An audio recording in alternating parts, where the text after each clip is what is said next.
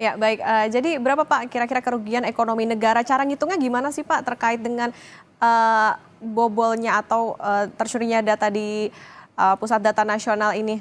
Kalau tadi Ya, kan mintanya ke institusi Pak, tapi kan ini mencakup ke layanan. Gimana ngitungnya nih Pak untuk ya, kerugian ekonomi negaranya? makanya ada satu lembaga namanya Cyberation gitu, dia bilang bahwa rata-rata kerugian yang ditimbulkan untuk apa perusahaan atau layanan publik gitu, ketika terjadi ransom, yang tadi saya bilang 46% gitu, itu sekitar 1 sampai 10 juta dolar gitu, 16% sekitar 10 juta dolar. Maka saya bilang kalau rata-rata aja, walaupun ini harusnya lebih banyak lagi, rata-rata kerugiannya 5 juta dolar, berarti 5 juta dolar kali 282 lah gitu, ya kan? Ya berarti 1000 berapa? 1200-an gitu.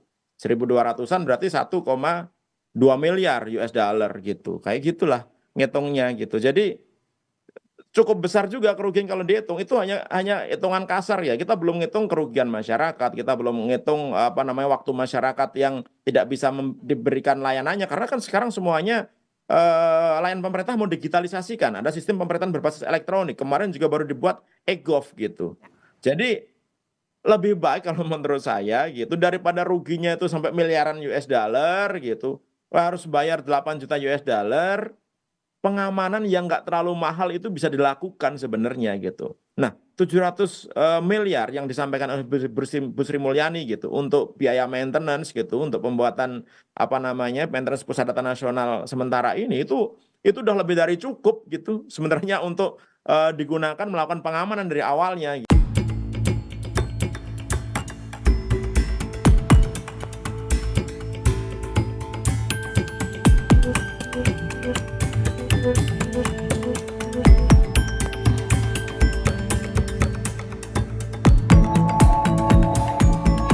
Menteri Keuangan Sri Mulyani menyatakan, Pusat Data Nasional, PDN, sudah membelanjakan dana sebesar 700 miliar rupiah sepanjang tahun 2024.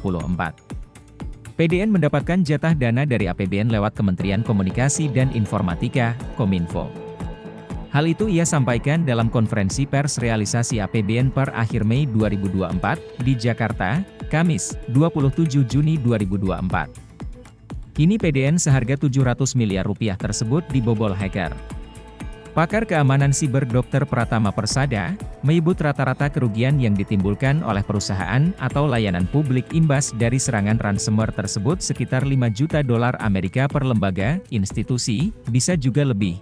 Hal tersebut disampaikan Pratama dalam wawancara yang disiarkan Kompas TV Sapa Pagi, Jumat, 28 Juni 2024. Seperti diberitakan Kompas TV sebelumnya, Pusat Data Nasional, PDN, terkena serangan siber yang mengunci data di 282 kementerian, lembaga.